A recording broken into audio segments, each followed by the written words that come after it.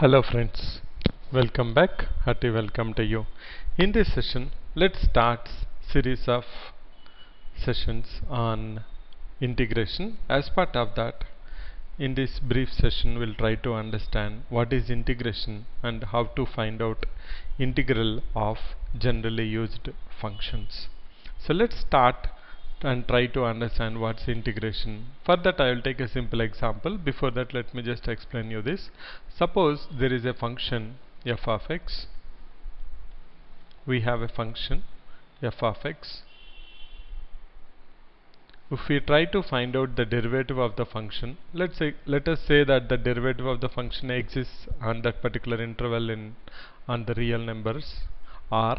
So then you get the derivative. Now this method is called as differentiation. We are aware of that already. So if you know f of x, you want to find out f dash x, it's called differentiation. Now let us say that you know the derivative of the function, you want to trace back to the function, then it is called as anti-differentiation or integration. So we know the derivative of the function, we want to trace back to the function, that means we know f dash x, we want to find out f of x, then it is called as integration. To understand that, let's take a simple example. Let us take a function f of x is equal to, very simple example we'll take. So we'll say x square, f of x equal to x square. Now we know that derivative of f of x, we'll call it as d by dx of f of x, that is x square, is equal to 2x. So taking x square, applying the differentiation, finding out the derivative is called differentiation. Now taking 2x and how to find out again x square back, that is called as integration. Now if you know the derivatives, then it is very easy to find out the antiderivative, or we call it as integral of a particular function. So let's try to understand here how from 2x I can go to x square. How we will do that? We will say integral of, this is integral of 2x is equal to x square plus a constant c. We will see actually why I have to use the constant also. First let's try to understand how I can prove integral of 2x equal to x square. For that, what I will do, I will go ahead with the derivative of x to the power of n, which is a general function. We know that derivative of x to the power of n is equal to n into x to the power of n minus 1. In the similar lines, can I say derivative of x to the power of n plus 1 by applying the same formula will be n plus 1 into x to the power of n. Or can I, now we know that the derivative of this function is n plus 1 x to the power of n, which is nothing but equal to x to the power of n plus 1 is integral of n plus 1 into x to the power of n,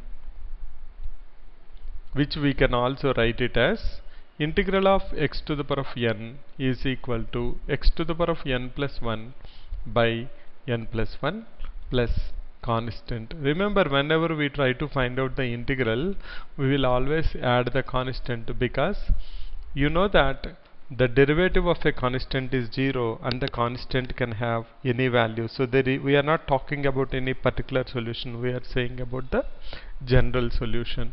So now I can apply that formula and say integral of 2x, I can say integral of 2x is equal to 2 into integral of x, that's equal to 2 into integral of x. We know the formula here, n equal to 1, so it becomes x to the power of 1 plus 1 by 1 plus 1, that's equal to 2 into x square by 2 with plus c, that's equal to x square plus c.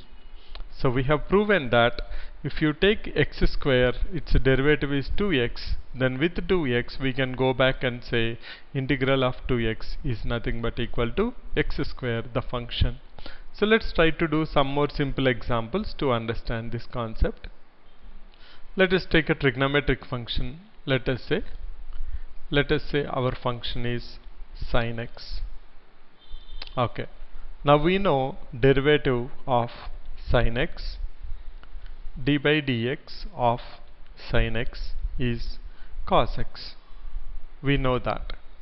So now with that, what can I say? I can say integral of cos x is equal to sin x plus c. Similarly, we know that derivative of cos x is minus sin x. Then I can go back and say integral of minus of sin x is equal to cos x plus c, or multiplying throughout with minus, I can say integral of sin x is equal to minus cos x plus c. Similarly, we can also do the same to find out integral of, let us say, secant square x. Integral of secant square x is equal to how much? Now I have to look for a function whose derivative is secant square x. I know that tan x derivative is secant square x. D by dx of tan x is equal to secant square x. I can say integral of secant square x is equal to tan x plus c.